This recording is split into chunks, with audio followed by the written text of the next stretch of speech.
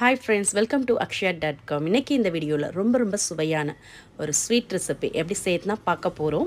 நம்ம எப்போவும் சேமியா பாயாசம், ஜவ்வரிசி பாயாசம் செய்வோம். ஆனால் அதை விட அதிக அளவில் புரதச்சத்துக்களும் நார்ச்சத்துக்களும் நிறைந்த இந்த பாயாசம் செஞ்சு கொடுங்க. குழந்தைங்கள்லேருந்து பெரியவங்களுக்கு எல்லாருமே விரும்பி சாப்பிடுவாங்க. இப்போ இதை செய்யறதுக்கு ஒரு குக்கரை சூடு பண்ணியிருக்கேன். அதில் ஒரு கப் அளவுக்கு பச்சை பயிறு ஒரு முறை தண்ணியில் அலசிட்டு சேர்த்துக்கங்க. அடுப்பை மீடியமாக வச்சு ஒரு 4லேருந்து 5 நிமிஷத்துக்கு வறுத்துக்கலாம். பச்சை பயிறு வறுபட்டு லைட்டாக கலர் மாறி வரணும். அந்த அளவுக்கு வறுத்துக்கங்க. அப்போ தான் பச்சை பயிறு நல்லா பூத்து வெந்து வரும். பாருங்கள், நல்லாவே கலர் மாறி வறுபட்டுருக்கு. இப்போ இதோட அரைக்கப் அளவுக்கு ஜவ்வரிசி சேர்த்துக்கலாம். நைலான் ஜவ்வரிசி சேர்த்துக்கங்க. மாவு ஜவ்வரிசி நீங்கள் சேர்த்து செய்யலாம். அதை சேர்த்து செஞ்சிங்கன்னா ரொம்ப குழஞ்சிடும். அதே நைலான் ஜவ்வரிசி சேர்த்து செஞ்சிங்கன்னா குழையாமல் முழுசாக நல்லா சுவையாக இருக்கும் சாப்பிட. ஜவ்வரிசி சேர்த்து ஒரு 2 நிமிஷத்துக்கு நல்லா வறுத்துக்கலாம். ஜவ்வரிசி நல்லா பொரிஞ்சு வரணும்.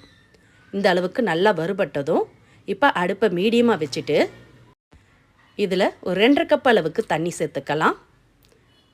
1 கப் பச்சை பயிறு, அரை கப் ஜவ்வரிசி எடுத்தோம். அதே கப்பால் 2.5 கப் அளவுக்கு தண்ணி சேர்த்து நல்லா ஒரு முறை கலந்துட்டு ப்ரெஷர் குக்கரை மூடிடலாம்.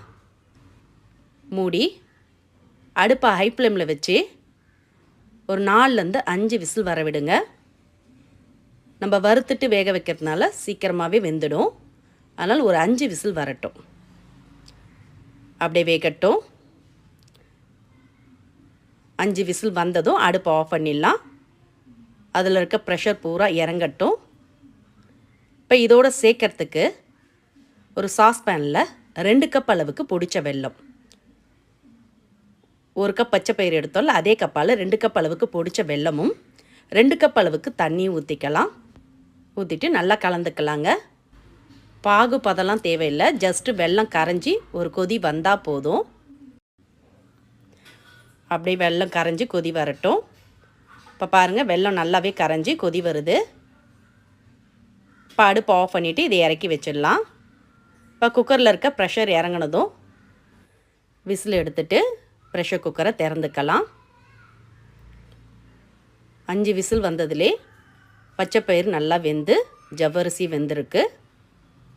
இப்போ அப்படியே கரண்டியால் மசிச்சு விட்டுக்கங்க. ரொம்பவும் மசிச்சிட வேணாம். ஒன்றும் பாதியமாக மசிச்சிங்கன்னா சாப்பிட பார்த்து நல்ல சுவையாக இருக்கும்.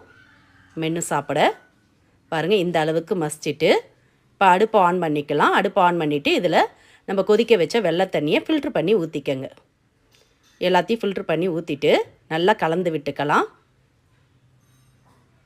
கட்டிகள் இல்லாமல் இது மாதிரி கரண்டியால் நல்லா ப்ரெஸ் பண்ணி விட்டு கலந்து விடுங்க. சூடான வெள்ளை தண்ணி ஊற்றுறதுனால நல்லாவே கட்டிகள் இல்லாமல் நல்லா கலந்து வரும். இப்போ இதில் ஒரு 1/2 ஸ்பூன் அளவுக்கு ஏலக்காய் பொடி சேர்த்து கலந்துட்டு நல்ல ஒரு கொதி வரட்டும். ஒரு 2 நிமிஷத்துக்கு நல்லா கொதிக்கட்டும். ஹை ஃப்ளேமில் வச்சு நல்லா கொதிக்க விடுங்க. இந்த அளவுக்கு கொதி வந்ததும் அடுப்பை ஆஃப் பண்ணிவிட்டு இதில் 1 கப் அளவுக்கு திக்காக அரைச்ச தேங்காய் பால் சேர்த்துக்கலாம். இதில் பசும்பால் சேர்த்திங்கன்னா பால் திரிஞ்சிடும். அதனால் தேங்காய் பால் நல்லா திக்கான பாலாக சேர்த்து கலந்து விடுங்க. அடுப்பை ஆஃப் பண்ணிவிட்டு தேங்காய் பால் சேர்த்துக்கங்க. தேங்காய் பால் சேர்த்து ரொம்ப கொதிக்க விடக்கூடாது. அடுப்பை ஆஃப் பண்ணிவிட்டு தேங்காய் பால் சேர்த்து நல்லா இது மாதிரி கலந்து விட்டுடலாம். இப்போ நல்ல சுவையான அருமையான பச்சைப்பயிர் பாயாசம் ரெடி ஆகிடுது. இப்போ இதோடு சேர்க்கறதுக்கு ஒரு குட்டி கடாயில் ஒரு 2 டேபிள் ஸ்பூன் அளவுக்கு நெய் சேர்த்துக்கலாம். நெய் சூடானதும் இதில் பொடியாக கட் பண்ண தேங்காய் ஒரு 1/4 கப் அளவுக்கு சேர்த்து நல்லா நெய்யில் செவர வறுத்துக்கலாம். நீங்கள் தேங்காய்க்கு பதிலாக முந்திரி, திராட்சை, நட்ஸ் எதுவாக இருந்தாலும் நெய்யில் வறுத்து சேர்த்துக்கலாங்க. ஆனால் பச்சைப்பயிர் பாயாசத்தில் தேங்காவை நெய்யில் வறுத்து சேர்த்திங்கன்னா தெருவே மணக்கும். அந்த அளவுக்கு நல்லா சூப்பராக சுவையாக இருக்கும். இப்போ தேங்காய் நல்லா நெய்யில் வறுபட்டு செவந்திருக்கு. அடுப்பை ஆஃப் பண்ணிவிட்டு இதை அப்படியே எடுத்து பாயாசத்தில் ஊற்றிக்கலாம். ஊற்றிட்டு நல்லா கலந்து விட்டு எடுத்து சுட சுட பவுலில் மாற்றி சர்வ் பண்ணி பாருங்கள். கொஞ்சம் கூட மிச்சம் வைக்காமல் சாப்பிட்ருவாங்க. அந்த அளவுக்கு சுவையாக நல்ல ஒரு ஹெல்த்தியான ட்ரிங்க் ரெடி ஆகிடுது. இது மாதிரி வாரத்தில் 2 முறை செஞ்சு கொடுங்க. குழந்தைங்கள்லேருந்து பெரியவங்க வரைக்கும் எல்லாருமே விரும்பி சாப்பிடுவாங்க. இதை நீங்கள் வீட்டில் விசேஷ காலங்களிலும் இது மாதிரி சிம்பிளான நல்ல ஹெல்த்தியான பாயாசம் ரெசிப்பியை இதே அளவுகளோட ட்ரை பண்ணி பாருங்கள். ட்ரை பண்ணி பார்த்துட்டு உங்களோட கருத்துக்களை கமெண்டில் தெரிவிங்க. இந்த ஹெல்த்தியான பாயாசம் ரெசிபி உங்களுக்கு பிடிச்சிருந்தா வீடியோக்கு ஒரு லைக் கொடுங்க. ஃப்ரெண்ட்ஸ் அண்ட் ரிலேட்டிவோட இந்த வீடியோவை நிறைய ஷேர் பண்ணுங்கள். மறக்காமல் நம்மளுடைய சேனலையும் சப்ஸ்கிரைப் பண்ணிவிடுங்க. நன்றி, வணக்கம்.